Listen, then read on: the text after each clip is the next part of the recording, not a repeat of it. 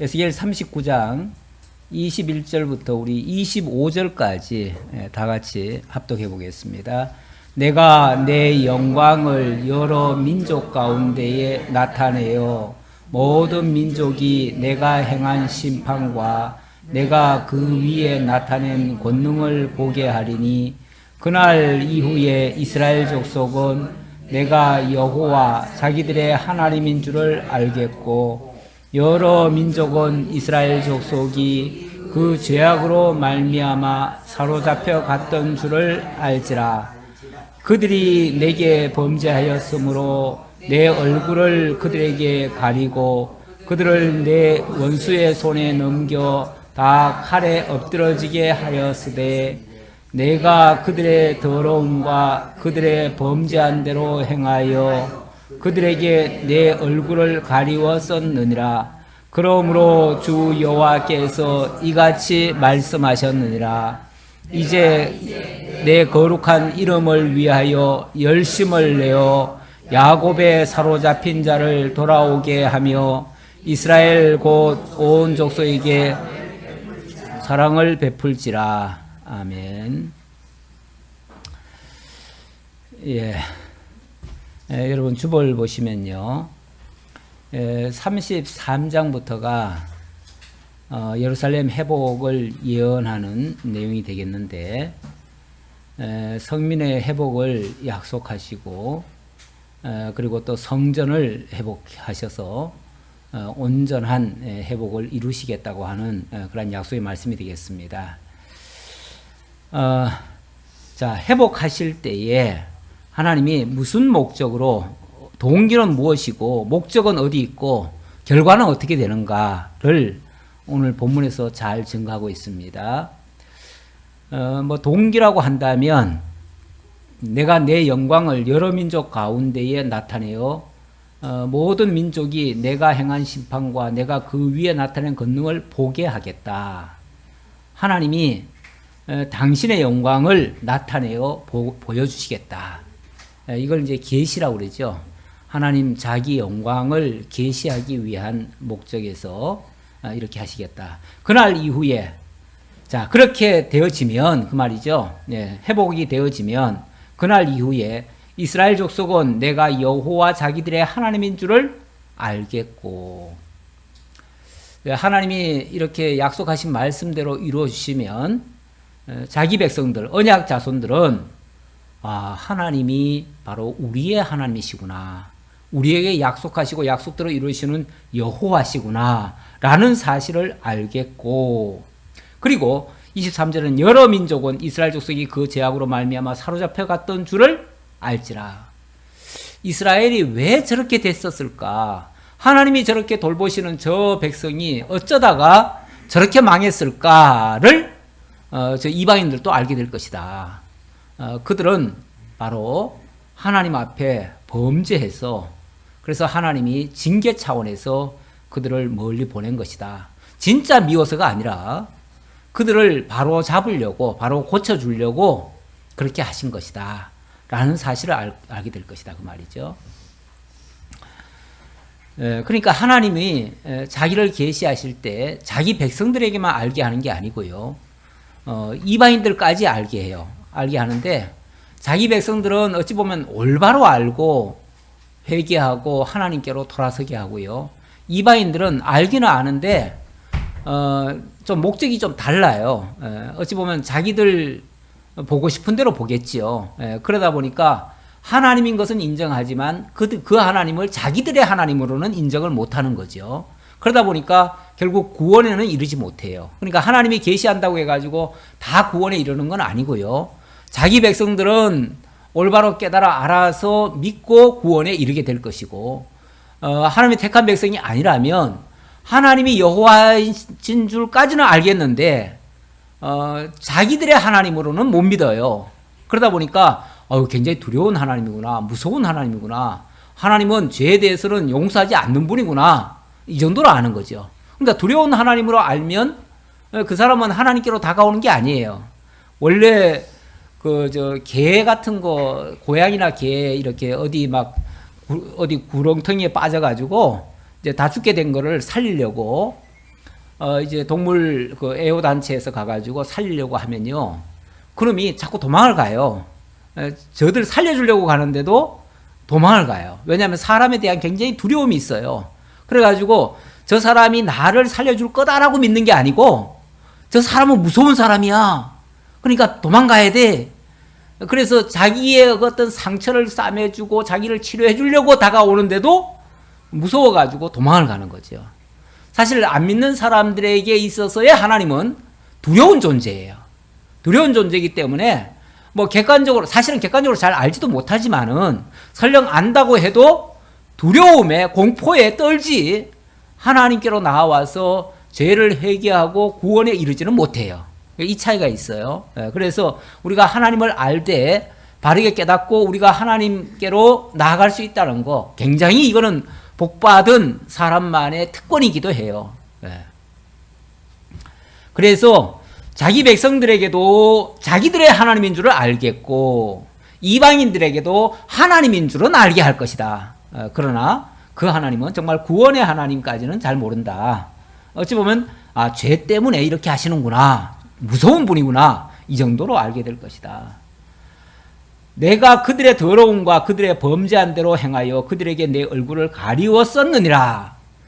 하나님께서도 자기 백성들에게도 때로는 그 죄가 있을 때는 얼굴을 가리울 정도로 하나님이 아주 어찌 보면 냉정하게 하셨다는 거죠. 냉정하게 하셨으니까 그들도 사실 회개하지 않고는 하나님께로 나올 수가 없는 상태죠. 이거는 물론 과거 이야기예요. 이제 하나님이 회복하기 전 상태의 얘기예요. 그러니까 왜냐하면 지금 이방이 잡혀와 있잖아요. 지금 몇십 년간 지금 잡혀와 있잖아요. 그런데 거기에 대한 현실적인 올바른 해석이 안 떨어지면 그들은 하나님께서 어떻게 하신다고 해도 하나님이 믿어지질 않아요. 하나님께 나올 수가 없어요. 그래서 여기에 대한 하나님의 합당한 그 해석을 해주시는 거예요. 그래야 그들이 뭔가 깨닫고 하나님께로 나올 수 있으니까. 그러므로 주 여호와께서 이같이 말씀하셨느니라. 내가 이제 지금까지는 어찌 보면 하나님이 얼굴을 가린 것처럼 내버려 뒀어요. 그런데 이제부터는 하나님이 안 내버려 둔다 그 말이죠. 어떻게 하시는가? 이제 내 거룩한 이름을 위하여 열심을 내어 야곱의 사로잡힌 자를 돌아오게 하며 이스라엘 온 족속에게 사랑을 베풀 것이다 그 말이죠. 베풀 것이다. 자, 이제부터는 그 이스라엘의 야곱의 사로잡힌 자 돌아오게 하고 이스라엘 온 족속에게 사랑을 베풀어 줄 것이다. 어찌 보면 소극적으로는 돌아오게 하고 또 사랑을 베풀어 줄 것이다. 적극적으로 사랑을 베풀어 줄 것이다. 어찌 보면 그들로 하여금 회개하게 만들고 또 하나님이 사랑을 적극적으로 베풀어 주고 그들이 어찌 보면 회개하는 것은 좀 소극적인 방법이기도 하지요. 그런데 하나님은 적극적으로 당신의 사랑을 보여주겠다는 거예요. 근데 이렇게 하시는 이유가 어디 있어요? 내가 내 거룩한 이름을 위하여 열심을 내겠다. 당신의 이름 여호와라고 하는 그 이름 값을 하시기 위해서 나는 이렇게 약속한 대로 지키는 신실하신 하나님이야 라는 사실을 알게 하려고 이렇게 해주신다는 거예요. 그러니까 이것이 갑자기 하나님이 결정한 사항이 아니고 일찍이 하나님께서 이렇게 약속하셨던 내용이다 그 말이에요.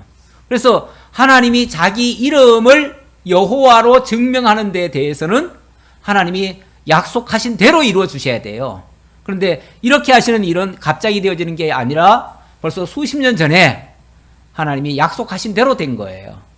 뭐 사실은 뭐 수백 년 전, 천여 년 전에 일찍이 모세를 통해서 약속하셨던 내용이기도 하고요. 이건 아주 먼 오래전에 하나님이 언약으로 하신 것이고 또 예레미야 선지자를 통해서는 가까운 과거에 하나님께서 예언을 하셨고요. 선지자를 통해서는 예언을 했고 모세를 통해서는 언약을 했고요.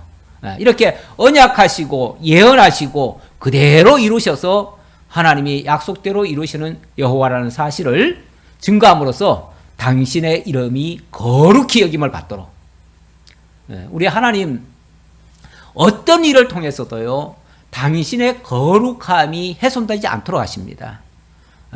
나는 거룩하니 너희도 거룩할지어다. 나는 거룩한 여호와다. 그러니까 어떤 상황에서도 어떤 일을 통해서도 당신의 거룩함 그리고 당신의 거룩하신 그 이름은 훼손을 당하지 않도록 하나님이 열심을 내신다. 우리 하나님도 열심을 내신대요. 그러니까 그 사실을 깨달은 자들도 사실은 열심을 안 낼 수가 없는 거죠.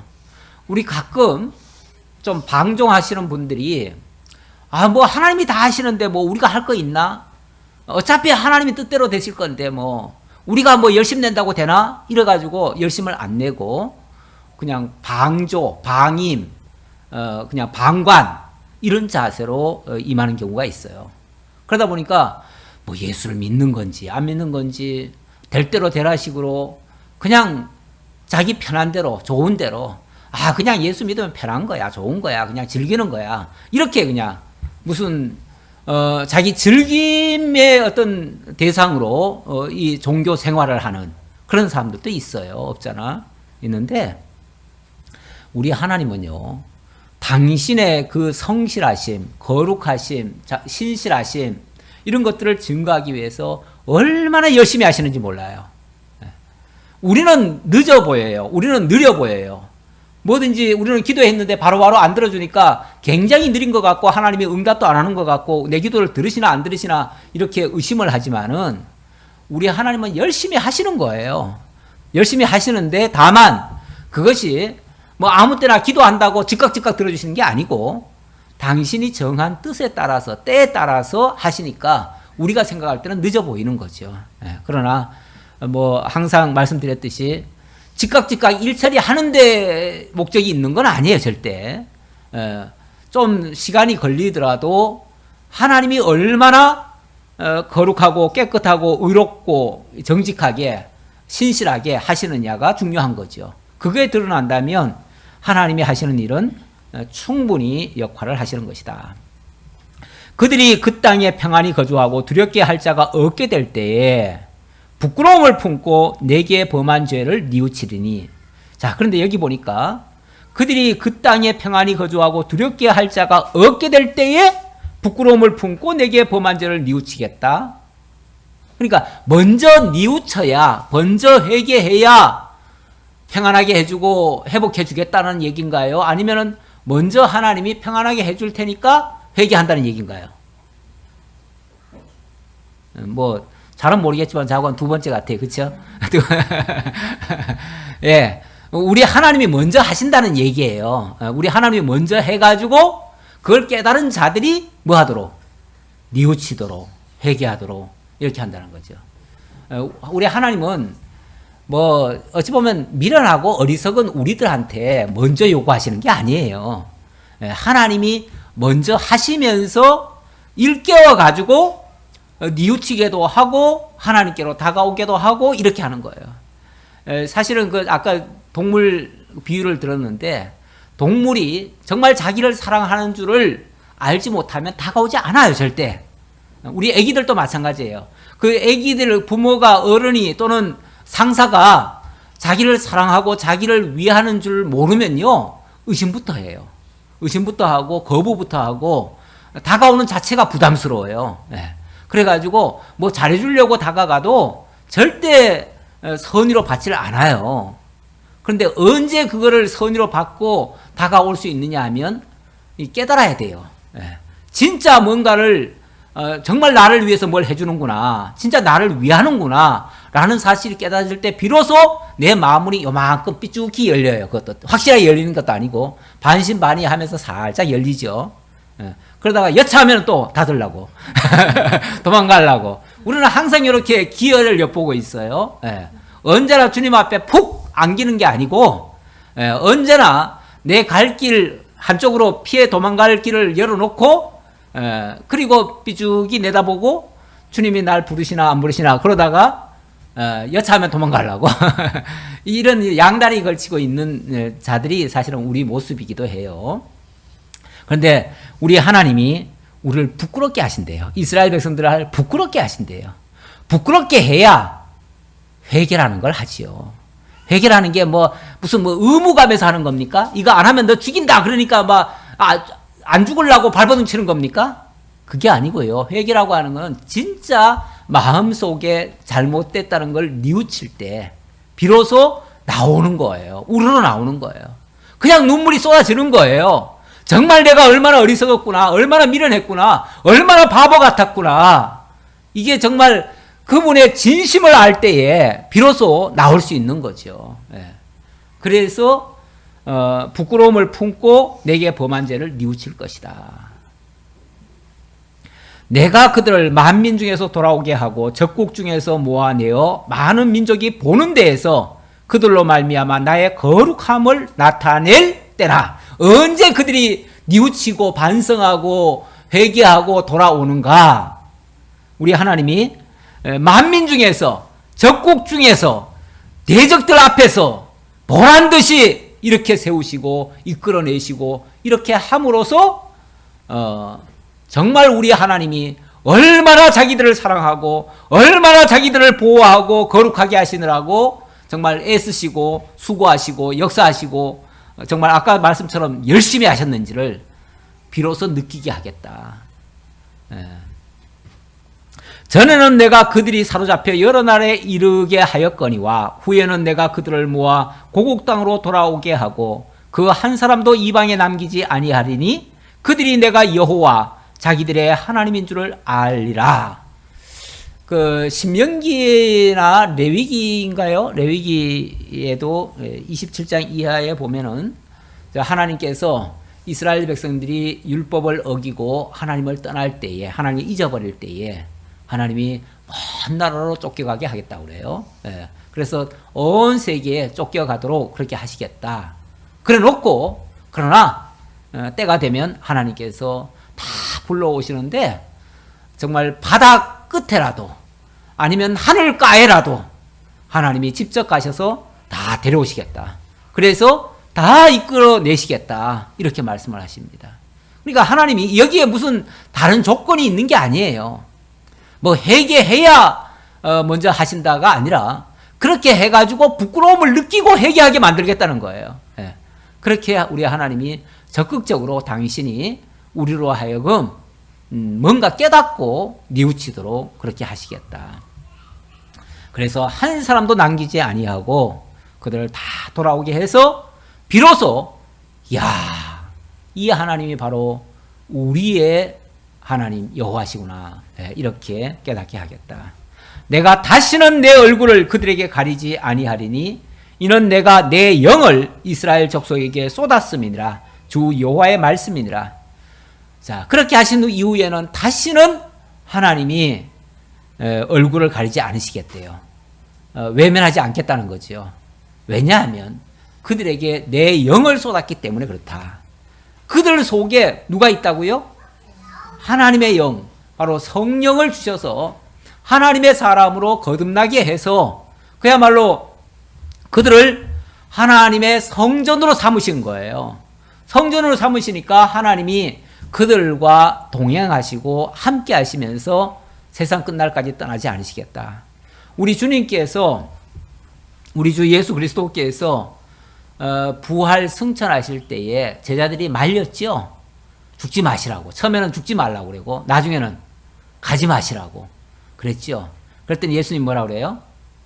내가 가는 것이 너희에게 유익이니. 내가 가는 것이 너희에게 유익이다. 왜냐하면 내가 가면 아주 가는 것이 아니고 내 보혜사 성령을 너희에게 보내주어서 그 보혜사 성령이 너희와 함께 세상 끝날까지 함께 할 것이다. 그래서 아니 내가 잠시 이렇게 거리로 떨어져 있으면서 옆에 있다 하는 것보다 늘 주님이 함께 하는 게 훨씬 더 낫지요. 성령이 우리와 함께 24시간 늘 떠나지 아니하고 우리 곁에 계신다면 하나님이 우리를 안 떠나시는 거죠. 하나님이 함께 하시는 거죠.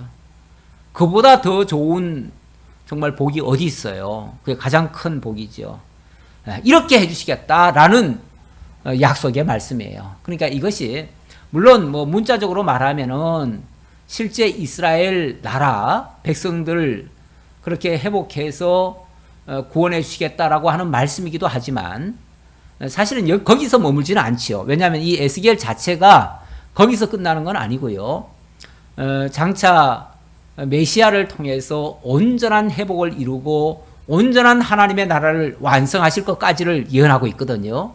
그래서 이 예언의 말씀은 장차 오고 오는 하나님의 택한 백성들이 다 이러한 은혜 속에 죄와 사망 가운데 버려졌다가 하나님이 구속해 주심으로 말미암아 뉘우치고 부끄럽게 느껴서 회개하고 하나님께로 돌아오면 하나님께서 영원히 그들과 함께 떠나지 않겠다고 하시는 그러한 약속의 말씀이고, 그 약속의 말씀은 오늘 우리에게까지 그대로 적용이 되어집니다. 그래서 이 예언의 말씀은 역사적으로 물론 이스라엘 백성들을 회복한다는 얘기가 맞아요. 맞지만 그것에서 머무는 건 아니다. 이제 40장으로 넘어가면 하나님이 회복하실 때에 새로운 성전을 또 건축하게 하십니다. 건축하게 하시는데 그 새로운 성전의 모형도를 그려주셔요. 그 모형도를 그려주시는데 그 모형도가 실제 나중에 스룹바벨 성전을 만드는 그 모형도가 아니에요. 그 모형도가 아니고 오히려 여기에 나오는 이 모형도는요, 영원한 요한계시록 21장, 20장 그 이후에 나오는 새하늘과 새 땅의 그런 모형도 같은 모습이기도 해요. 그래서 이러한 말씀은 육적으로만 이해할 것이 아니고 앞으로 신령한 의미에서 영적 이스라엘 나라 또는 영적 참 성전 건축을 하나님께서 설계하시고 당신의 택한 백성들로 하여금 다 구원해서 그들을 참여시켜서 이 성전의 주역이 되게 하신다라는 그러한 약속의 말씀이 되겠습니다. 자, 이제 40장으로 넘어갑니다. 40장은 성전 회복의 약속 말씀입니다.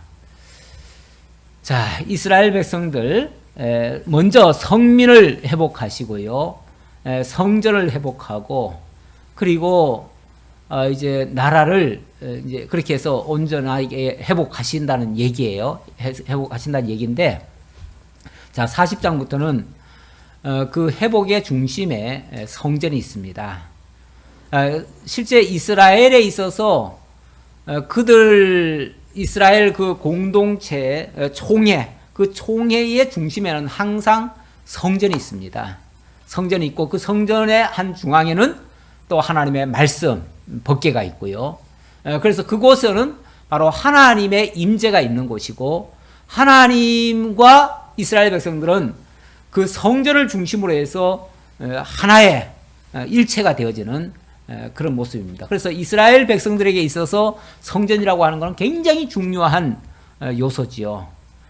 그래서 사실 성전 없는 이스라엘 나라는 상상하기가 싫고요. 이스라엘 백성들 지금도 성전이 육적으로 말해요. 육적 이스라엘, 지금 이스라엘 백성들도 지금 성전이 회복되지 않았기 때문에 자기들은 온전한 회복이 안 됐다라고 지금 믿고 있어요. 그래서 참 성전, 그들이 말하는 물론 성전은 실제 예루살렘에 기록된, 예를 들어서 뭐 에스겔이나 이런 데 기록된 이 성전을 재건하겠다고 하는 그런 야망을 가지고 있어요. 야망을 가지고 있는데, 사실 우리가 봤을 때는 이 성전은 장차 영원한 성전의 예표적인 모습이에요. 그래서 그거를 지금 꿈꾼다는 것은 별로 바람직한 모습은 아닌 것 같고요. 그건 현실적으로는 사실은 좀 불가능한 얘기예요. 그러나 이스라엘 사람들은 실제 그것을 꿈꾸고 있습니다.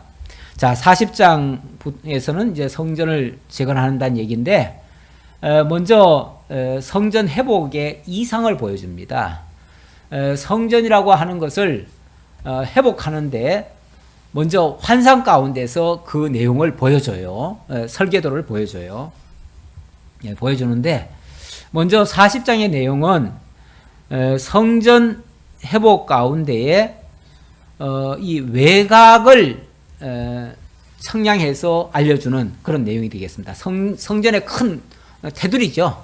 성전 전체의 전경이라고 말할 수도 있겠어요. 그러니까 어쨌든 겉보기에 성전은 이렇게 생겼다라고 하면서 큰 성전의 모습을 소개를 하고, 이제 41장으로 넘어가면 이제 이게 좀 구체적으로 그 성전 안에 또 지성소도 있고 뭐도 있잖아요. 이런 성구도 있고 이런 것들에 대한 이야기를 또 해요. 이렇게 해서 성전을 하나님께서 회복해 가신다라는 말씀입니다. 자, 우리가 사로잡힌 지 25해째 해, 성이 함락된 후 14째 해, 첫째 달 10째 날에, 이렇게 풀어서 써놓으니까 좀 말이 어렵지요? 25년 차 되던 해에, 이 에스겔은 제1차 포로에 잡혀갔거든요. 제1차 포로에 잡혀갔으니까, 제1차 포로면은, 이스라엘이 망하기 전이에요. 네, 그래서, 1차가 아니고요. 제2차네, 제2차. 제2차 포로기가 주전 597년인데, 597년으로부터 25년 차고요. 그 다음에 성이 함락된 지는 이제 14년 차예요. 14년 차. 그러니까, 에스겔이 붙잡혀 오고 난 다음에 11년 후에 예루살렘 성이 완전히 망가졌거든요. 그게 이제 3차 포로 되면서 3차는 완전히 패망이죠. 멸망이죠. 이스라엘 멸망 됐으니까 그때로 말하면은 14년 차다 그 말이고요. 자, 그날에 여호와께서 그날에 여호와의 권능이 내게 임하여 나를 데리고 이스라엘 땅으로 가시되 하나님의 이상 중에 나를 데리고 이스라엘 땅에 이르러 나를 매우 높은 산 위에 내려놓으시는데 거기에서 나무로 향하여 성읍 형상 같은 것이 있더라. 하나님이 우리 에스겔한테는 특별히 이상을 많이 보여줬어요. 보여주는데 하나님께서 갑자기 이 에스겔을 환상 중에 끌어다가 이스라엘 땅에다가 딱 데려놨어요. 이스라엘 땅 제일 높은 산에다가 올려놨어요. 올려놓고 저 성을 내려다봐라, 저 아래를 내려다봐라 그랬지요. 거기가 이제 예루살렘이죠. 자, 그래서 거기에서 보니까 나를 데리시고 거기에 이르시니 모양이 녹같이 빛난 사람 하나가 손에 삼줄과 측량하는 장대를 가지고 문에 서 있더니 그 사람이 내게 이르되 인자야 내가 내게 보이는 그것을 눈으로 보고 귀로 들으며 내 마음으로 생각할지어다. 자, 전체가 다 노수로 된 사람 같아요. 노수로 된 사람 같은 모습이에요. 이 노시라고 하는 거 우리 주님의 모습이 요한계시록에 보면 주님의 모습이 등장할 때 빛난 추석 같고 뭐 이렇게 표현이 나왔지요. 빛난 추석이라고 하는 거는 노시인데 노시 벌겋게 달았다 그 얘기예요. 그건 이제 심판을 상징하는 건데 어쨌든 어찌 보면 주님의 모습일 수도 있고요. 물론 뭐 천사일 수도 있고 어쨌든 지금 하나님의 어떤 큰 역사를 행하는 그런 자의 모습인데 어쨌든 그런 자의 모습은 이거는 단순히 어떤 인간을 얘기하는 건 아니에요. 주님이든지 아니면은 천사든지 심판하는 천사든지 아니면은 주님의 모습이다 이럴 수도 있습니다. 그런데 그가 손에 삼줄과 측량하는 장대를 가지고 문에 서 있더라 그랬어요. 그 사람이 내게 이르되 인자야 내가 내게 보이는 그것을 눈으로 보고 귀로 들으며 마음으로 생각할지어다. 일단은 잘 보라는 거예요. 잘 보되 마음으로 생각을 하면서 봐라. 예, 그 얘기죠. 이게 지금 무슨 뜻으로 이런 것을 보여주는지를 잘 상기하고 기억해라. 그런 얘기죠. 내가 이것을 내게 보이려고 이리로 데리고 왔나니 너는 본 것을 다 이스라엘 족속에게 전할지어다 하더라. 뭐 지금은 일단 환상을 보여주고 그 환상을 가지고 이스라엘 백성들에게 계시하라는 거니까요. 그걸 예언하라고 하는 거니까요. 일단은 뭐 있는 그대로 받으시면 되겠고요. 자, 그래서 이제 자세히 봤습니다. 그걸 자세히 보고 마음에 새기라고 했으니까 자세히 봤습니다. 5절 내가 본즉 집 바깥 사방으로 담이 있더라. 집 바깥 사방으로 담이 있더라. 어떤 큰 집이에요. 큰 집인데 바깥으로 쭉 담이 쳐져 있더래요. 예. 그 사람의 손에 측량하는 장대를 잡았는데 그 길이가 팔꿈치에서 손가락에 이르고 한 손바닥 넓이가 더한 자로 6척이라. 자, 그 사람 손에 지금 장대가 하나 들려 있어요. 근데 그 장대를 가만히 보니까 장대 사이즈가 얼마냐 하면은, 예, 보통 사람 손으로 말하면 여기서부터 여기까지, 여기까지가 보통 한 45cm 되거든요. 45cm 되는데, 요거를 보통 한 규빗이라고 그래요. 그런데 여기다가 이 손바닥 넓이가 하나 더 들어간대요.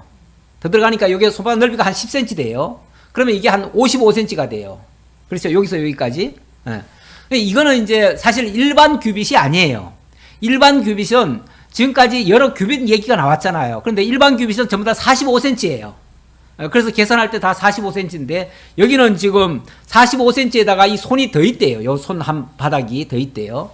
그러니까 요거는 이런 그 계산법을, 이런 규빗을, 이것도 면 규빗이라고 그러는데, 이런 규빗을 뭐라고 그러냐면은 이거를 왕의 규빗이다 이렇게 얘기를 해요.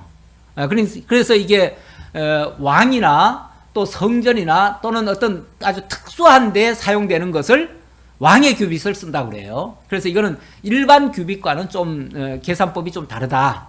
그 정도로 이해를 하고, 왜 이걸 제가 막 얘기를 하냐면 별것도 아닌 것 같지만은 이 얘기를 하는 이유는 이게 단순히 실제적 그 예루살렘에 앞으로 세워질 성전을 얘기하는 게 아니라는 걸 지금 얘기하려고 하는 말이에요.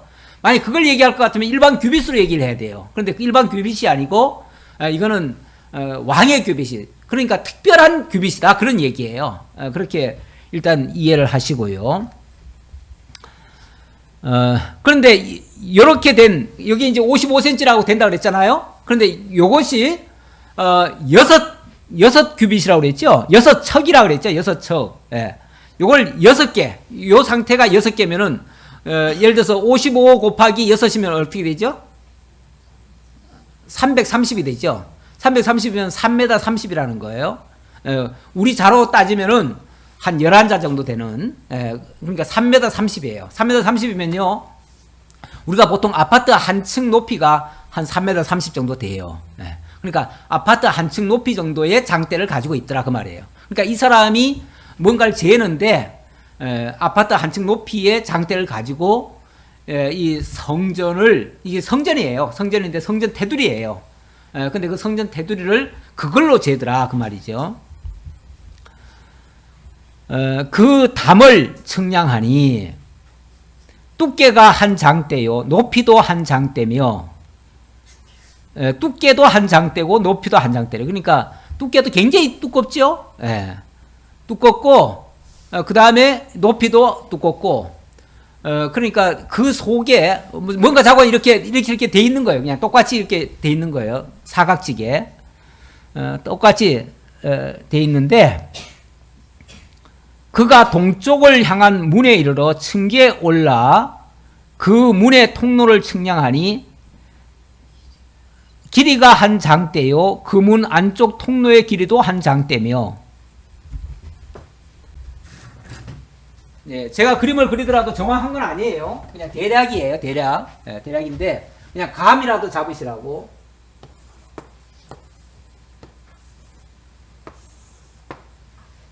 자, 일단 이 두께가 지금 두께가 이렇게 있어요. 있는데 이게 쉽게 말하면 한 장대라는 거예요. 한 장대. 여기도 한 장대. 그리고 이 높이도 이게 지금 이렇게 돼 있겠죠? 이렇게 돼 있을 거고. 자, 여기가 이제 동편이에요. 동편이면 여기 이제 계단이 있어요. 여기 올라가려면은 이 바닥에서부터 여기를 올라가야 되는데 이제 계단이 이렇게 있는 거겠죠? 네, 이 계단으로 이제 올라가는 거예요. 자, 이 정도로 일단 보시고요. 자, 그 다음 7절.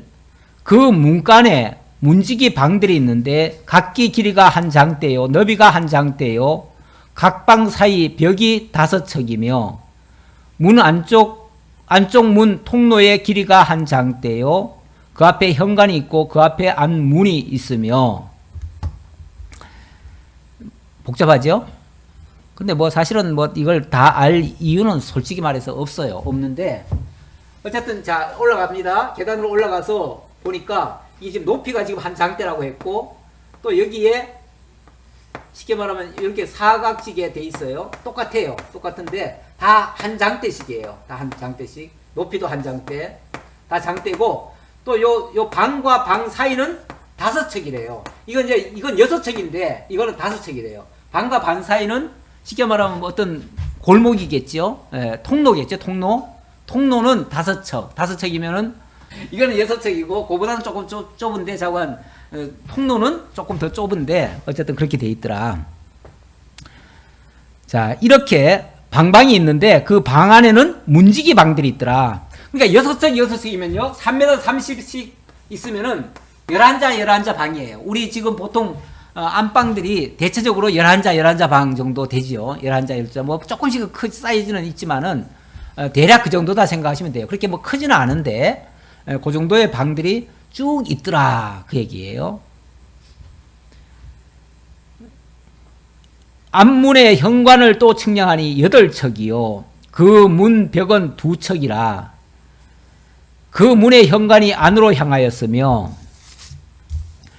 그 동문간에 문지기 방은 왼쪽에 셋이 있고 오른쪽에 셋이 있으며 그 셋이 각각 같은 크기요. 좌우편 벽도 다 같은 크기며 쉽게 말하면 여기에 이런 방이 여기 3개 있더라는 거죠. 뭐 3개 이렇게 있고 여기도 3개가 있고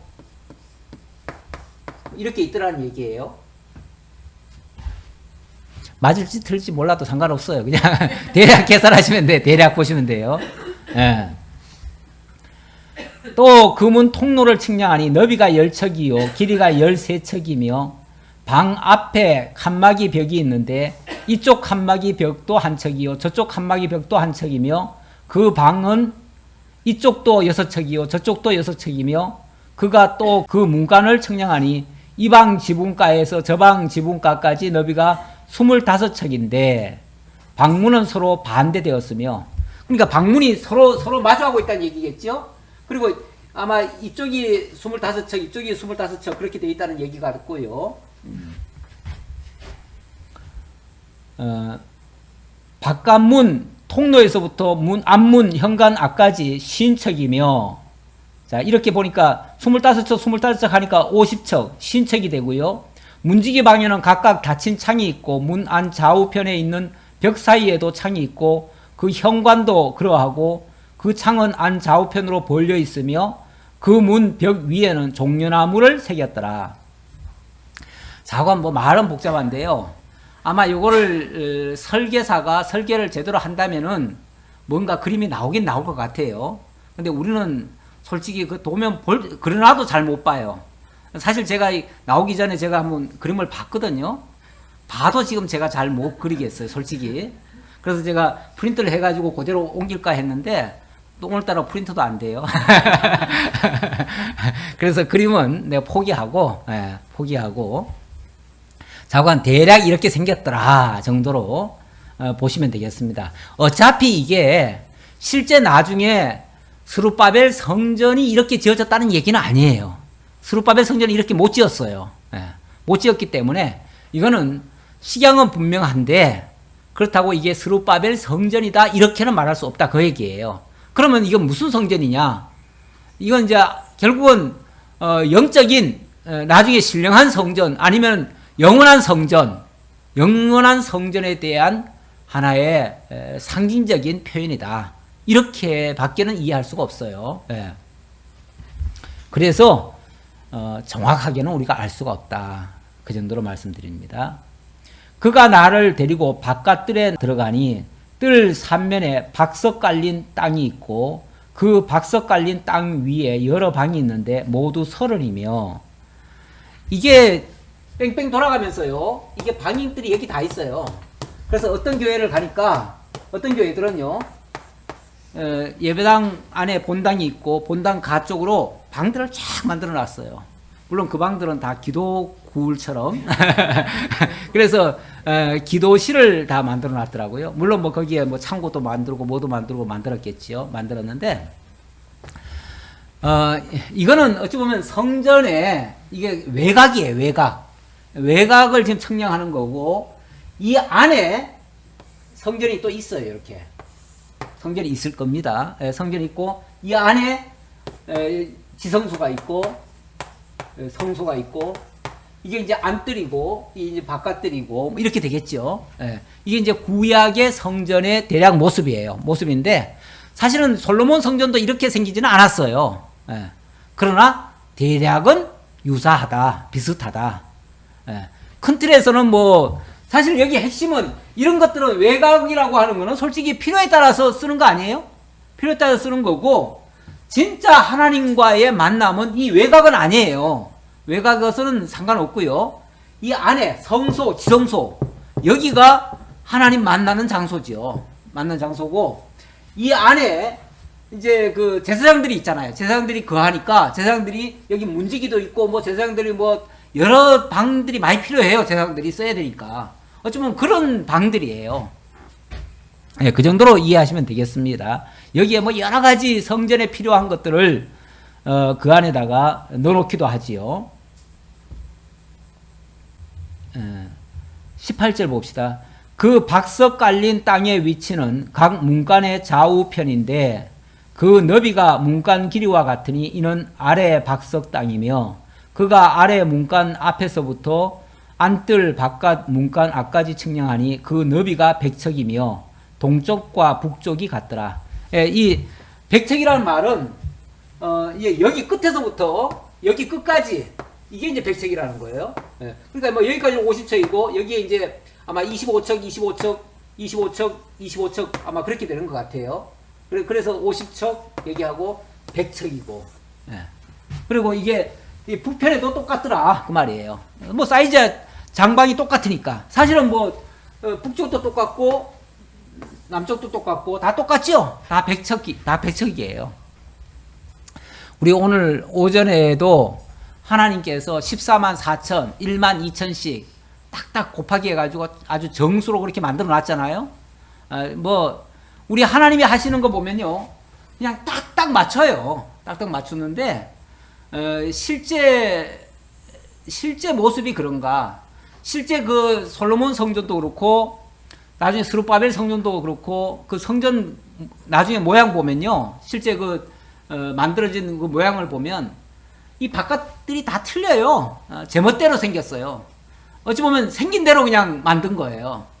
생긴 대로 만들었기 때문에 이렇게 정확하게 자로 재가지고 이렇게 뭐 두부 뭐 자르듯이 이렇게 잘라 놓을 수가 없어요. 그러니까 오히려 이렇게 정확하게 해놓은 이거는 영원한 성전을 그 예표하기 위해서 이렇게 표현한 것이다라고 하는 것이 오히려 더 가까운 말씀입니다. 20절 그가 바깥뜰 북쪽을 향한 문간의 길이와 너비를 측량하니 길이는 50척이요 너비는 25척이며 문지기 방이 이쪽에도 셋이요 저쪽에도 셋이요 똑같잖아요. 아까 얘기가 뭐 특별한 것도 없어요. 뭐 다르다면 여기는 이 현관 올라오는 계단이 있고 현관이 좀 있는 거 차이지 뭐 나머지 사이즈는 뭐 다 비슷하다고 볼 수 있어요. 그래서 23절 끝에 보면 이 문간에서 맞은 쪽 문간까지 측량하니 100척이더라. 여기도 100척이라고 했어요. 또 24절부터는 남쪽을 향한 문인데요. 그가 또 나를 이끌고 남으로 간즉 남쪽을 향한 문간이 있는데 그 벽과 현관을 측량하니 먼저 측량한 것과 같고 뭐 똑같아요. 쭉 같고요.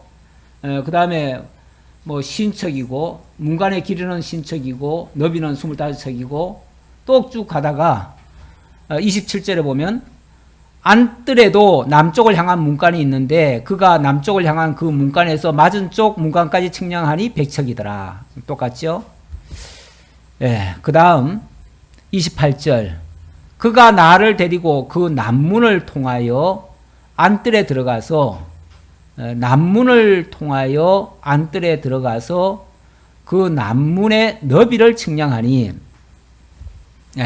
여기에 이제 여기 남문, 북문, 서문 문이 있어요. 여기 문이 가운데 이제 문이 있는 거예요.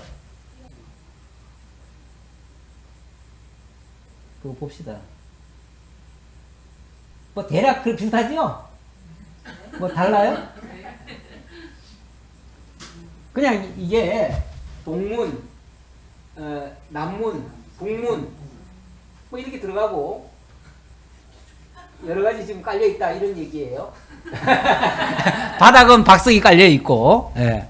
우리 뭐 바닥에다가 뭐 깔아놓잖아요. 돌덩어리 같은 거 깔아놓고 그 이제 물 빠지게 해놓고 박석이니까 아무래도 물이 잘 빠지겠죠. 예, 그렇게 해놓고 그냥 뭐 사실 별거는 아니에요. 그냥 별거는 아닌데 어쨌든 이렇게 생겼더라. 지금 여기서 말하고자 하는 거는 우리 하나님께서 회복하신다. 그러니까 회복하신다에다가 초점이 맞춰져 있어요. 그렇죠? 이런 거를 미리 알려주는 이유가 뭘까요? 반드시 회복된다. 반드시 회복된다. 이렇게 하나님이 설계까지 다 하지 않았느냐. 계획까지 다 세우지 않았느냐. 이런 얘기죠. 그러니까 하나님이 회복하시는 거에 대한 의심을 하지 말라고. 하나님 반드시 이렇게 준비하고 있다. 다 설계되어 있다. 그러니까 너희들 반드시 회복된다. 자, 그 얘기 하느라고 하는 말입니다. 그 다음에 남쪽 문에 이제 31절에 보니까 현관이 바깥뜰로 향하였고, 현관이 바깥뜰로 향하였고, 요게 이제 요 바깥뜰로 이렇게 여기서부터 이렇게 이제 바깥뜰로 향하였는데 여기에 이제 층계가 있더라 그 얘기죠. 예. 있고 그 문 벽 위에도 종려나무를 새겼으며 그 문간으로 올라가는 8층계가 있더라. 계단이 8개가 있더라 그 말이죠. 그가 나를 데리고 안뜰 동쪽으로 가서 그 문간을 측량하니 크기는 길이가 신척이요. 똑같아요. 그 다음에 34절 끝에도 보니까 그 문간으로 올라가는 8층계가 있더라. 8개의 계단이 있더라. 35절 그가 또 나를 데리고 북문에 이르러 측량하니 길이가 신척이요 너비가 25척이며 똑같습니다. 그 다음에 37절에 끝에 보면은 그 문간으로 올라가는 8층계가 있더라. 같습니다. 38절 그 문 벽 곁에 문이 있는 방이 있는데 그것은 번제물을 씻는 방이며 이거 이제 어찌 보면 그 방들의 역할, 방들의 그 사용처를 얘기하는 거겠죠. 그 방들이 어디에 쓰이는 건가? 그것은 번제물을 씻는 방이며 그 문의 현관 이쪽에 상 둘이 있고 저쪽에 상 둘이 있으니 그 위에서 번제와 속죄제와 속건제의 희생제물을 잡게 한 것이며 그러니까 그 안에서 제물들을 준비하는 그런 상이 있더라. 또 그 북문 바깥 곧 입구로 올라가는 곳 이쪽에 상 둘이 있고 문의 현관 저쪽에 상 둘이 있으니 문 곁 이쪽에 상이 4이 있고 저쪽에 상이 4이 있어 상이 모두 8개라. 그 위에서 희생제물을 잡았더라. 그러니까 제물을 무슨 땅바닥에 놓고 막 하는 게 아니고 어떤 상이 있어가지고 상 위에다 올려놓고 이제 다 뭐 다듬고 내장 다 버리고 또 뭐 자르고 뭐 이런 일들을 하더라는 거죠. 또 다듬은 돌로 만들어 번제에 쓰는 상 4이 있는데 그 길이는 한 척 반이요 너비는 한 척 반이요 높이는 한 척이라. 번제 희생제물을 잡을 때 쓰는 기구가 그 위에 놓였으며 현관 안에는 길이가 손바닥 넓이만한 갈고리가 사방에 박혔으며 상들에는 희생제물의 고기가 있더라. 앞문 밖에 있는 안뜰에는 노래하는 자의 방들이 있는데 북문 곁에 있는 방은 남쪽으로 향하였고 남쪽 곁에 있는 방은 북쪽으로 향하였더라. 그가 내게 이르되 남쪽을 향한 이 방은 성전을 지키는 제사장들이 있을 것이요 남쪽을 향한 이 방은 성전을 지키는 제사장들이 있을 것이요 북쪽을 향한 방은 제단을 지키는 제사장들이 있을 것이라. 성전을 지키는 제사장들과 제단을 지키는 제사장들이 사용할 곳이다. 이들은 레위의 후손 중 사독의 자손으로서 여호와께 가까이 나아가 수종드는 자니라 하고 그가 또 그 뜰을 측량하니 길이는 100척이요 너비는 100척이라. 네모 반뜻하여 제단은 성전 앞에 있더라. 제단은 성전 앞에 있더라. 여기에 이제 제단이 있다는 얘기겠죠. 자, 이렇게 우리 하나님의 준비 작업은 뭐 아주 철저하고 완벽하고, 사실 우리 하나님이 뭐 자세하게 설명하는 게 요 정도인데, 사실은 뭐 더 설명을 하시려면 하시는데 뭐 자세하다고 중요한 게 아니고요. 하나님이 이렇게 준비하고 있다는 사실이 중요한 겁니다. 하나님이 준비하고 있으면 반드시 그대로 이루어질 겁니다. 그래서 이 약속의 말씀을 믿고 하는 사람들은 반드시 회복된다고 하는, 거기에 대한 확증 증거물이에요. 어찌 보면 확증 증거물. 그 증거물로서 하나님이 이렇게 약속하셨다라는 사실을 말씀드리겠습니다. 기도하겠습니다.